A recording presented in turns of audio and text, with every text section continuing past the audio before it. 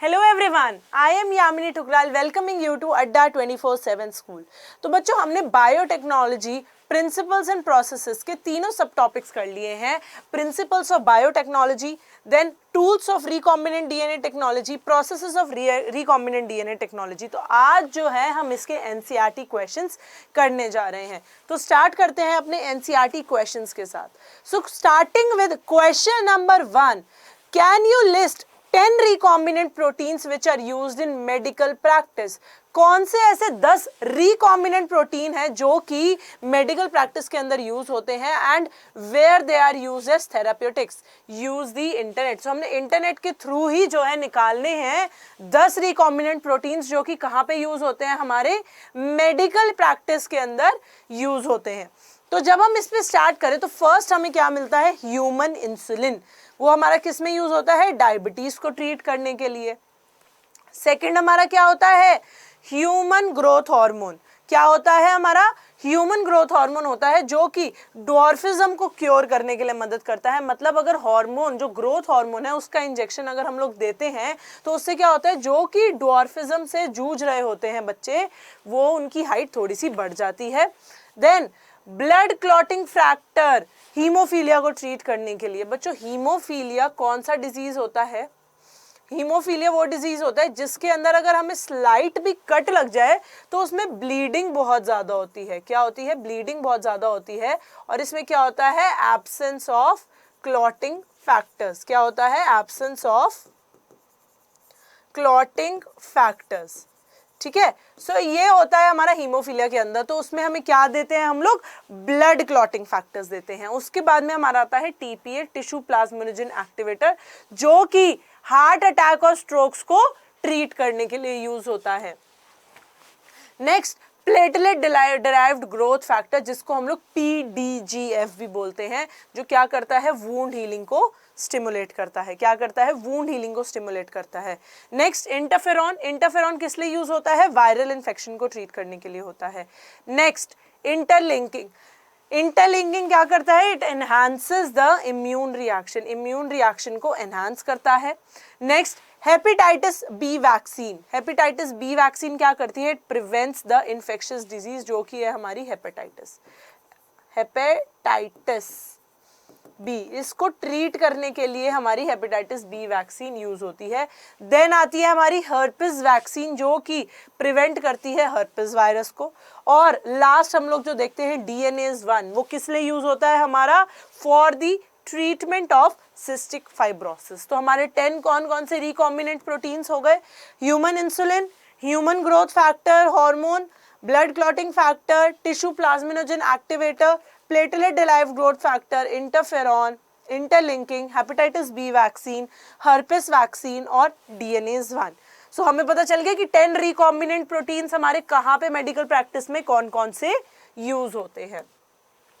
So the next question is, make a chart with diagrammatic representation showing a restriction enzyme, substrate DNA on which it acts and the site at which it cuts the DNA and the product it produces. तो क्या होता है, हमने जो है formation of recombinant DNA का हमने एक फ्लो चार्ट बनाना है। तो हम कौन सा एग्जांपल लेके चल रहे हैं, एंडोन्यूक्लियस इको R1। ठीक है, इको R1 का अगर हम लेते हैं तो ये हमने अपने थ्योरेटिकल पोर्शन में भी, मेरी प्लेलिस्ट के अंदर आप लोग जाके देख सकते हो, tools of recombinant DNA technology, उसके अंदर हमने ये वाला चार्ट जो है बहुत अच्छे से एक्सप्लेन किया था। तो वहां पे जाके इसे देख सकते हैं। तो इसमें इको R1 कौन से सीक्वेंस पे एक्ट करता है, GAA-TTC और CTTAAG।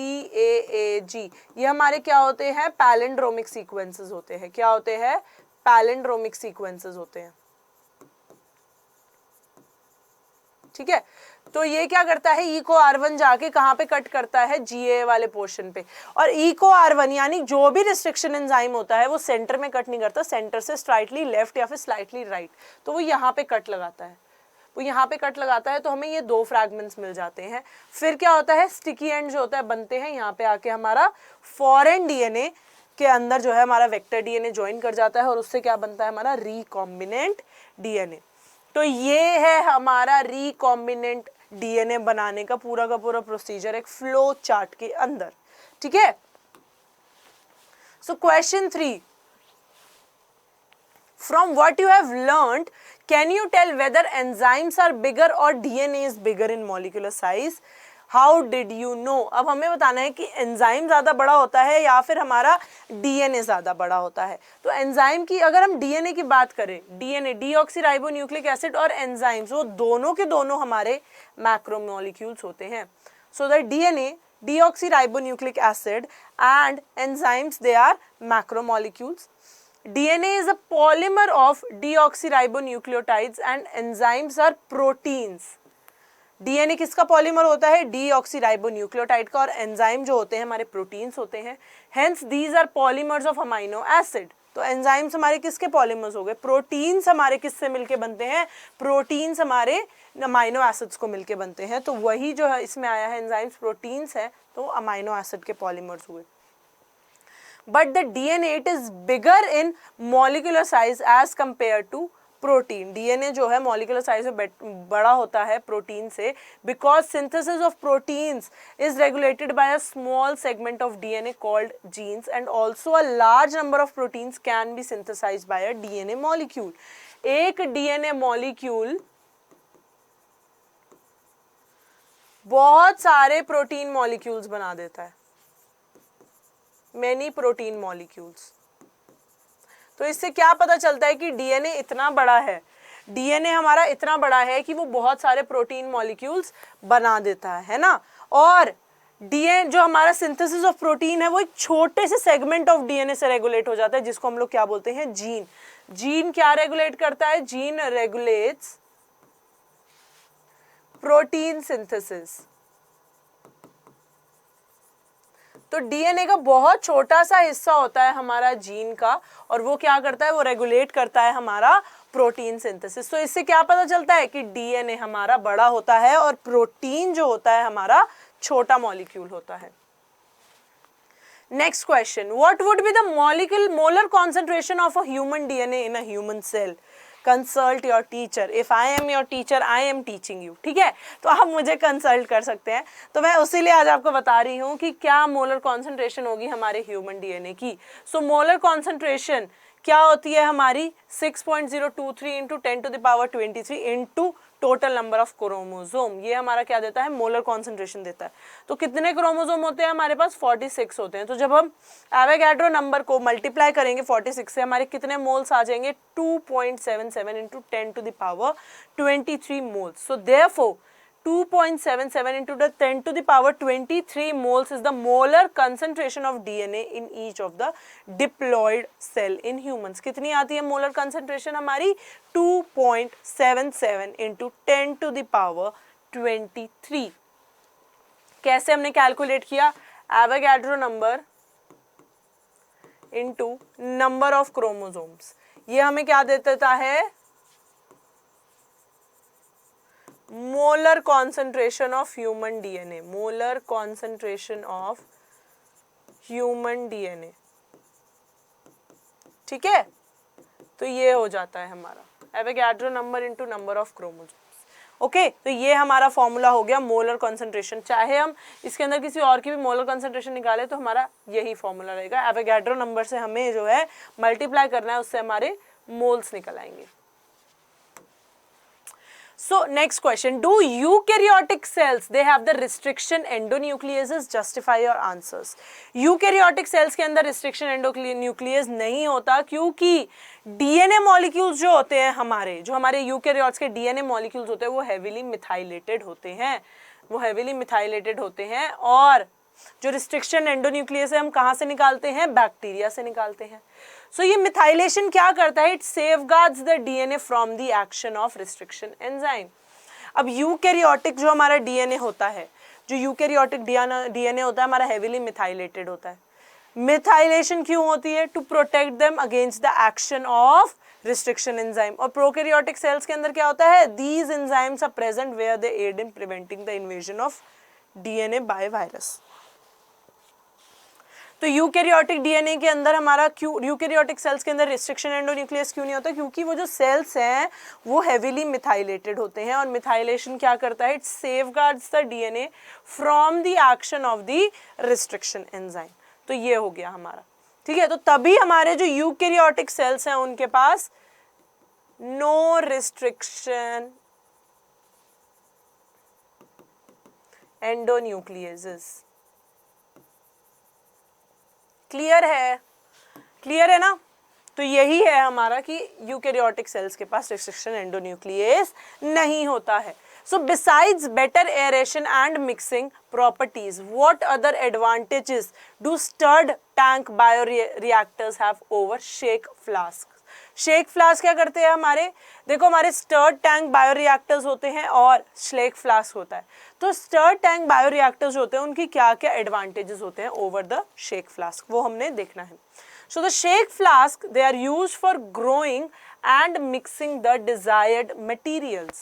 Shake flask इसलिए use होते हैं for the growing and mixing of the desired materials on a small scale. जब हम lab के अंदर काम करते हैं तो हम लोग shake flask use करते हैं, पर अगर हमें लार्ज नंबर में ये सारा कल्चर बनाना है, बैक्टीरिया बनाने हैं, अपने प्रोडक्ट्स बनाने हैं, तो उसके लिए हमें बायोरिएक्टर्स ही चाहिए होंगे, उसके लिए हमें स्टर्ड टैंक बायोरिएक्टर्स ही चाहिए होंगे। So a large scale production of desired biotechnological product is done by using the bioreactors. तो हमें ये पता चल गया कि शेक फ्लास्क कहाँ पे होते हैं, हमारे लैब में होते हैं। स्मॉल स्केल पे जब हमने बनाना होता है, प्रोडक्शन करनी होती है, तो हम शेक फ्लास्क लेते हैं। पर बायोरिएक्टर्स हमारे तब यूज होते हैं जब हम लोगों को बहुत ही बड़ा लेवल पे large scale production of desired biotechnological product जो है वो करना होता है। So besides the better aeration and mixing properties, the bioreactors have the following advantages. इसके अंदर better mixing availability तो होती ही है और उसके साथ साथ में aeration भी होती है। इसके अलावा क्या क्या advantages होती है? First, small volumes of cultures they are periodically withdrawn from the bioreactor sampling. Sampling जो होती है, मैंने आपको बताया था कि बायोरिएक्टर्स के बारे में जब हमने एक ब्रीफ देखा था तो हमने देखा था कि इसके अंदर सैम्पलिंग वाला एक पोर्ट होता है जिसमें हम लोग पीरियोडिकली जो है कल्चर की निकाल के सैम्पलिंग कर सकते हैं कि इफ द कल्चर जो हमारा बन रहा है वो सही है या फिर नहीं है। तो large volume of cultures are periodically they are withdrawn. Second, it has foam control system, pH control system, temperature control system. All in all ये क्या करता है? ऑप्टिमाइजेशन करता है, ऑप्टिमाइजेशन करता है। ऑप्टिमाइजेशन क्या करता है? सारी कंडीशंस की ऑप्टिमाइजेशन करता है कि पीएच ढंग से रहे, टेम्परेचर ढंग से रहे, लाइट ढंग से रहे, टेम्परेचर सही से रहे। तो फोम कंट्रोल सिस्टम भी होता है, pH control system, temperature control system, सब कुछ इसके अंदर होता है। Then facilitates even mixing and oxygen availability, जो कि मैंने बताया था उसका जो होता है नीचे से ऐसा एक कर्व्ड बैग, नीचे से कर्व्ड होता है ना। कर्व्ड क्यों होता है? क्योंकि इससे क्या होता है, मिक्सिंग बेटर होती है और ऑक्सीजन अवेलेबिलिटी भी इसमें कराई जाती है। स्टरर का फंक्शन यही होता है कि मिक्सिंग करनी है और ऑक्सीजन अवेलेबिलिटी बनानी है। ठीक है, तो हमें पता चल गया इसके क्या क्या एडवांटेजेस होते हैं। तो the next question is collect 5 examples of palindromic DNA sequences by consulting your teacher. हमने 5 एग्जाम्पल देखने हैं पैलिंड्रोमिक डीएनए सीक्वेंसेस के, और better try to create a palindromic sequence by following base pair rules. Base pair rules के according हमने palindromic sequences देखने हैं। तो अगर हम लोग पैलिंड्रोमिक सीक्वेंसेस की बात करें तो पैलिंड्रोमिक सीक्वेंसेस क्या होते हैं? पैलिंड्रोमिक सीक्वेंसेस ये वो सीक्वेंसेस होते हैं, वो वर्ड्स होते हैं, words that are read same in either direction. यही होते हैं ना हमारे पैलिंड्रोमिक सीक्वेंसेस। इसका एग्जाम्पल, क्लासिकल एग्जाम्पल जो आपके एनसीईआरटी में भी दिया हुआ है,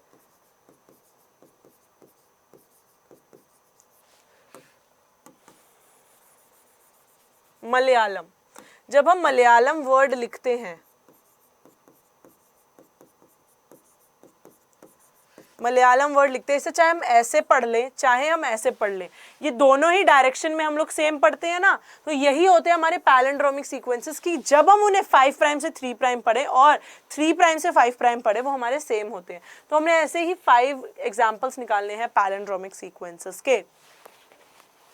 So the sequence of DNA that reads the same whether read from 5 prime to 3 prime or 3 prime to 5 prime direction, it is a palindromic sequence. These are the sites for the action of restriction enzyme. इन पे कौन से enzymes act करते हैं? हमारी molecular scissors act करती है, जो कि हमारे क्या होते हैं? रिस्ट्रिक्शन एंडोन्यूक्लियसेस, इन्हीं पे जाके एक्ट करके कट करते हैं. So almost all of the restriction enzymes they are palindromic sequences. Listed below are 5 examples of palindromic sequences. तो ये हैं हमारे कुछ एग्जांपल्स पैलिंड्रोमिक सीक्वेंसेस के लिए.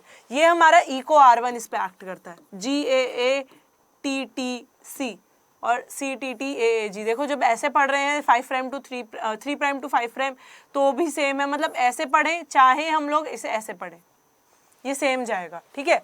नेक्स्ट 5 प्राइम से 3 प्राइम अगर हम पढ़ रहे हैं GAATCC, तो 3 प्राइम से 5 प्राइम जब हम इधर से भी पढ़ेंगे 5 प्राइम से 3 प्राइम तो क्या रहेगा? GAATTCC. ठीक है. थर्ड एग्जाम्पल है हमारा AGGCCT. इसमें हमारे क्या हो रहे हैं? प्रॉपर बेस पेयरिंग के भी रूल्स जा रहे हैं. देखो T के साथ A कॉम्प्लीमेंट्री, C के साथ G, C के साथ G. तो ये नहीं है कि हमने ऐसे ही जो सीक्वेंस बना दिया है वो कोई तुक नहीं बन रही है या फिर हम उसे ज़बरदस्ती उल्टा पढ़ रहे हैं, पर अगर आप इसे उल्टा पढ़ोगे तो ये सीक्वेंसेस बन रहे हैं. एक है हमारा TCGA और फिर है हमारा TCGA. वैसे ही AGCT, AGCT.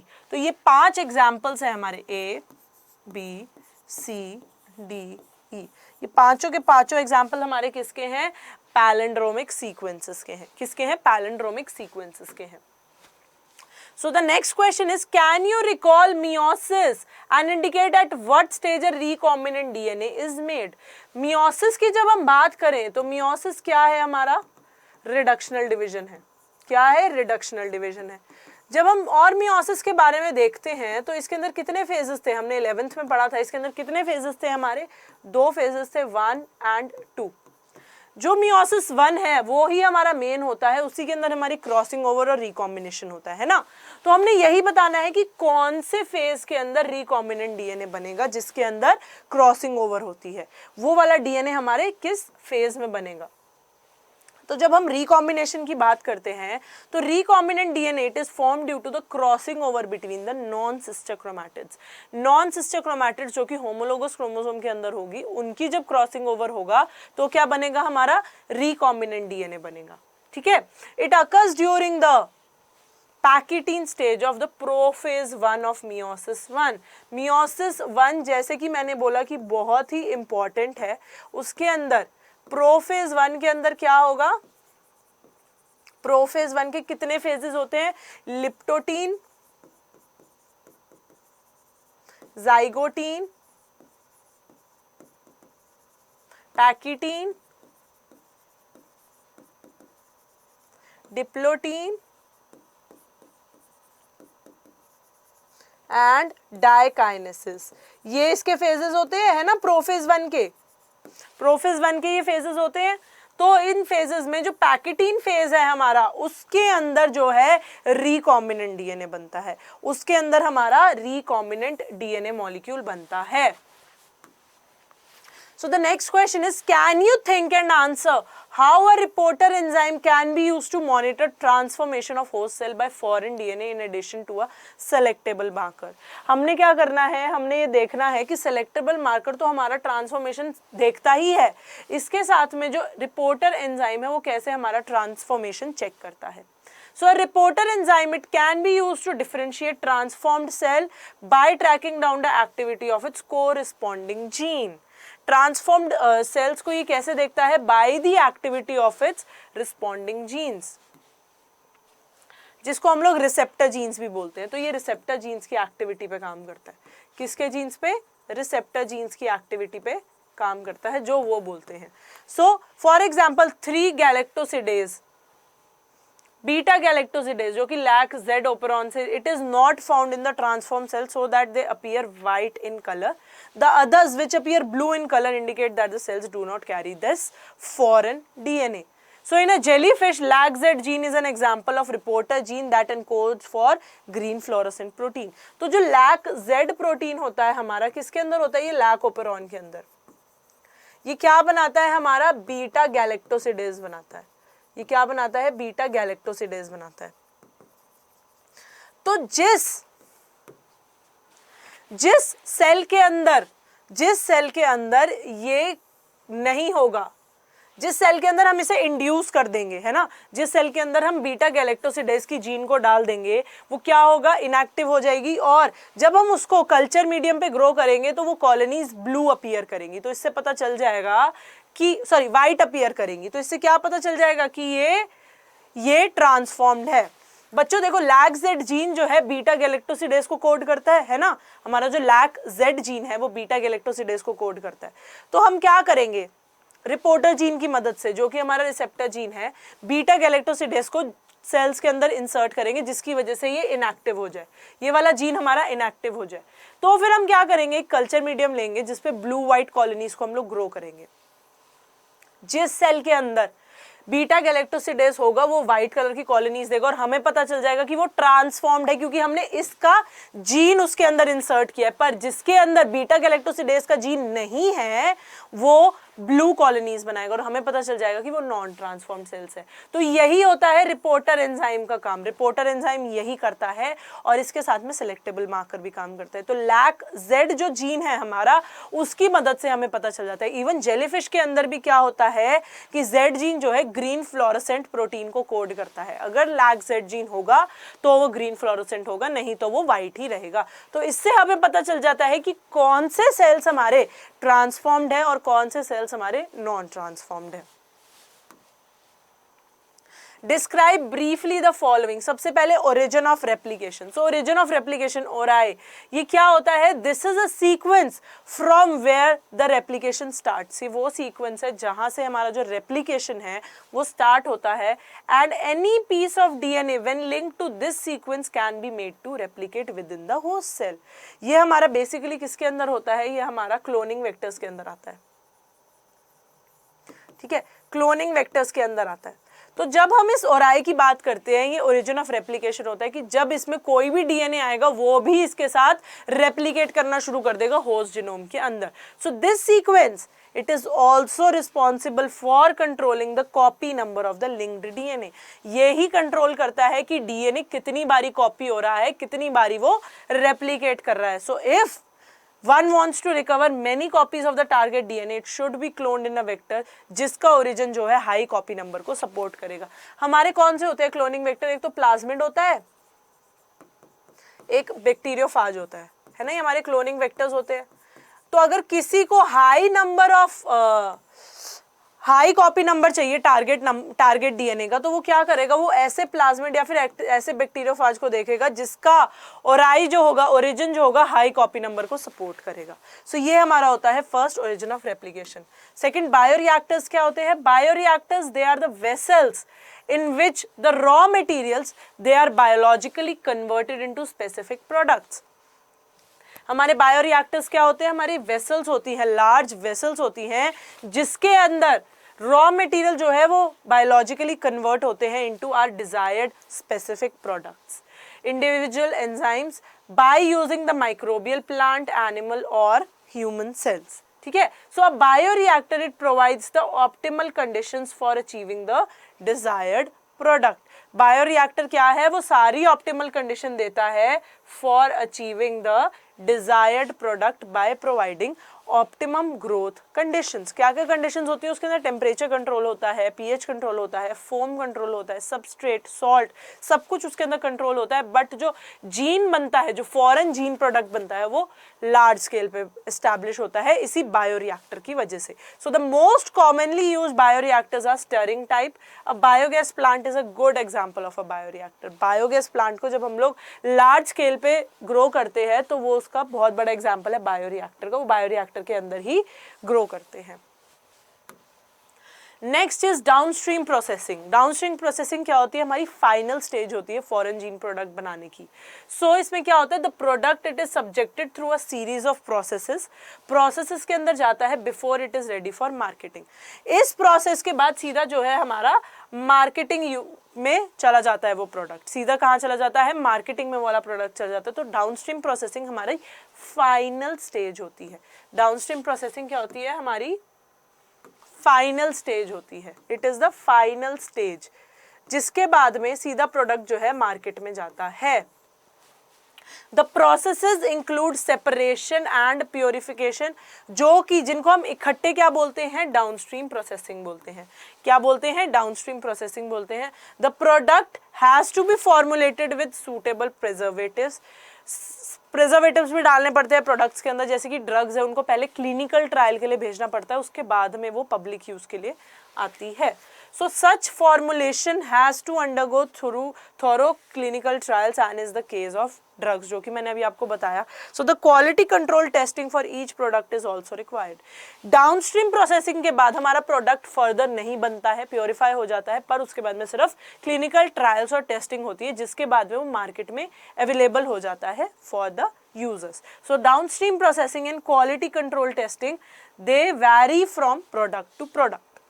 Clear? Downstream processing हो गई। So the next question is explain briefly PCR, restriction enzymes and DNA and chitinase.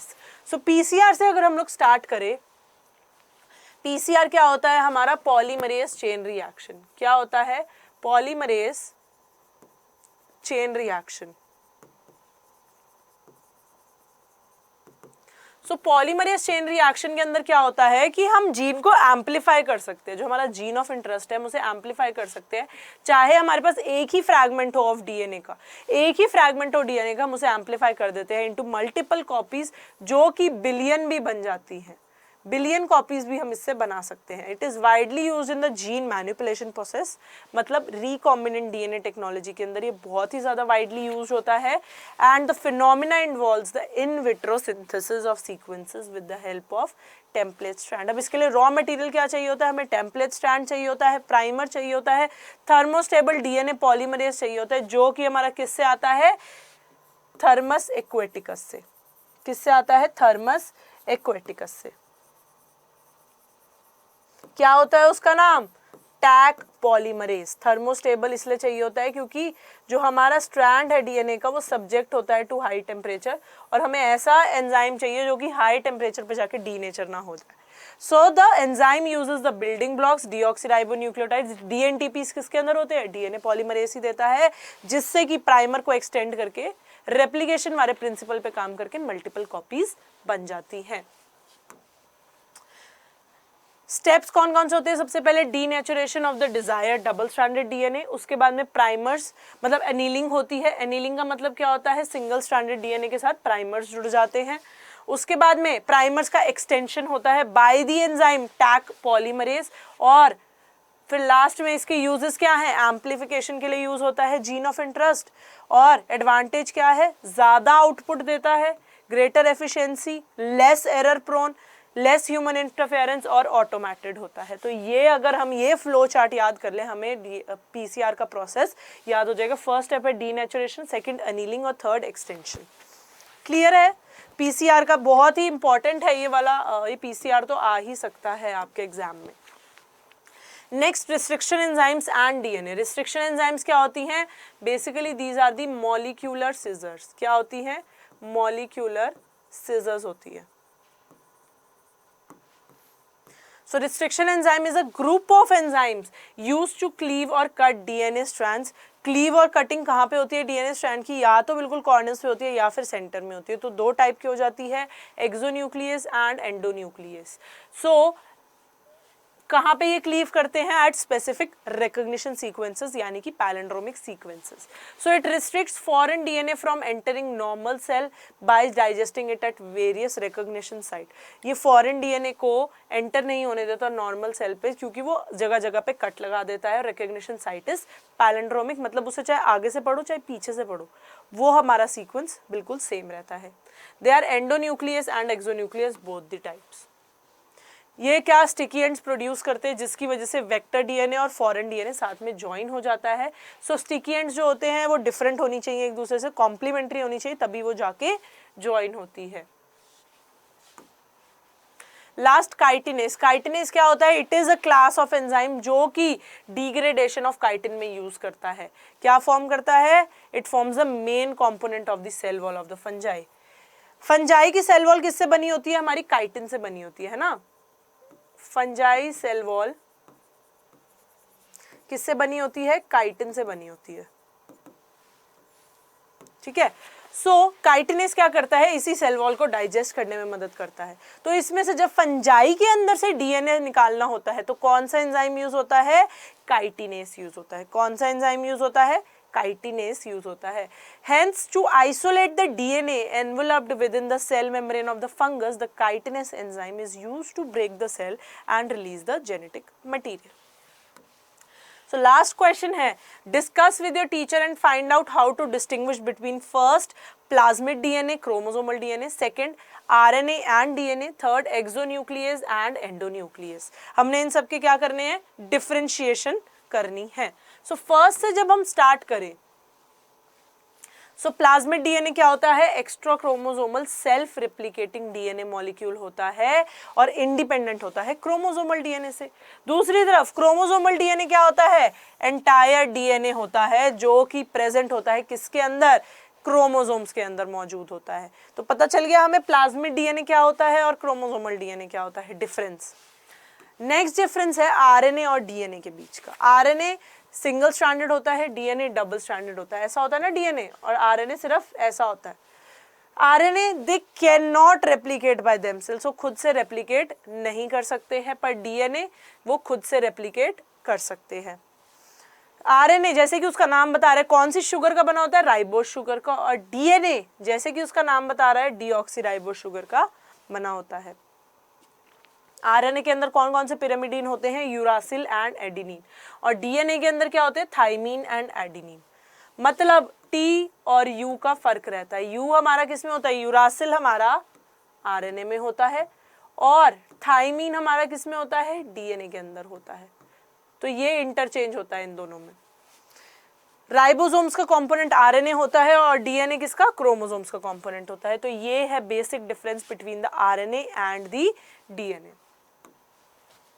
So last पे चलते हैं एक्सोन्यूक्लियस और एंडोन्यूक्लियस के बीच का डिफरेंस। एक्सोन्यूक्लियस क्या होता है, द रिस्ट्रिक्शन एंजाइम जो कि न्यूक्लियोटाइड को कॉर्नर से काटता है, या तो 5 प्राइम एंड पे काटेगा या फिर 3 प्राइम एंड पे काटेगा। एक्सो मतलब जैसे इसका नाम ही बता रहा है आउटसाइड, डीएनए के बाहर बाहर से काटता है मतलब उसके एंड से, और एंडोन्यूक्लियस मतलब इनसाइड, मतलब डीएनए को मिडल से काटता है, बीच में से काट देता है। ठीक है। तो एंडोन्यूक्लियस क्या होता है, it is a restriction enzyme that makes a cut with in the DNA at specific sites, और वे क्या जनरेट करता है, स्टिकी एंड्स जनरेट करता है। तो बच्चों यही थे हमारे NCERT questions biotechnology principle and processes के। अगर आपको मेरी वीडियो पसंद आई है तो लाइक करना है, शेयर करना है और सब्सक्राइब करना है अड्डा 24/7 स्कूल के चैनल को। Thank you for watching the video. Bye bye.